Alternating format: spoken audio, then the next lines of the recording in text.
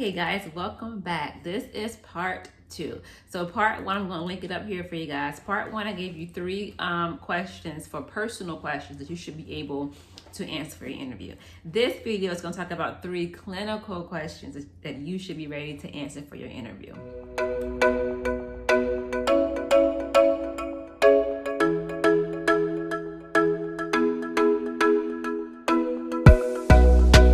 Question number 1 is, talk about a typical day for you.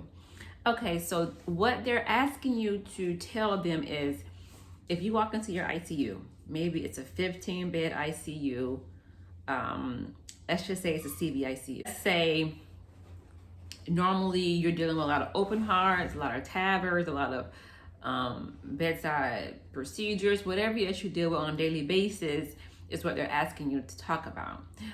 You are an expert in your profession, in your specialty. So they want to know, whenever you come to work, those 3 shifts a week, you are going to have what type of patient. So talk about your patients, okay?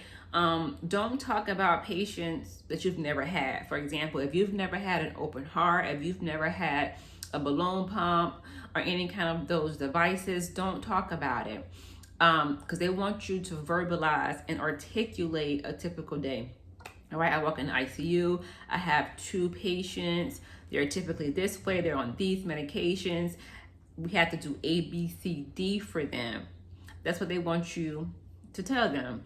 And talk about the medications, what you're looking out for, what the plan of care is for this patient. If it's open heart, okay, open heart patient, they come with all of these drips. We have to measure all these parameters every how many hours. After 4 hours, they have to be extubated in a chair, whatever it is, whatever you do for that day. Second question is that you guys should be prepared to talk about EKGs and also read EKGs.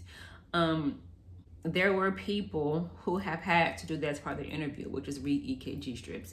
And for me, I would have wanted to prepare for that if I was told in advance. But when I did my research, that never came up.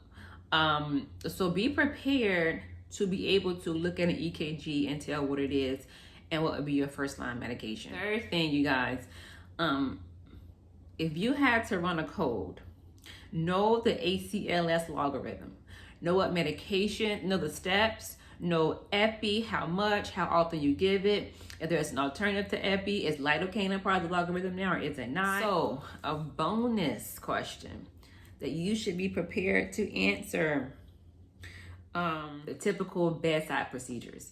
So I was in neuro ICU, and so one of the things that they did a lot at the bedside was ventriculostomies. So that was putting a drain inside the brain. So talk about what it is, the procedure, how you prepare for it, medications you give before, like sedative medications, paralytics, pain medications, whatever you give. What happens when the physician or resident or whoever is doing the bedside procedure? What are you monitoring for as the nurse? You're watching the heart rate, you're watching patient's reaction, and then post. What are you looking out for post? How do you manage the patient post bedside procedure? Okay, so guys, that was it. A quick video. I'm here to just really help you guys and encourage you guys and hopefully inspire you guys to pursue your dream or career goals of becoming a CRNA. And getting through the interview, hey, you already secured your spot, right? So this video was part 2. You guys check out part 1. I linked it in the cards, or it's down below in the description box. And so that was it. Just 4 actually clinical questions that you should be ready to answer in your interview. All right, so you guys have a great day, and I will see you guys next time. Bye.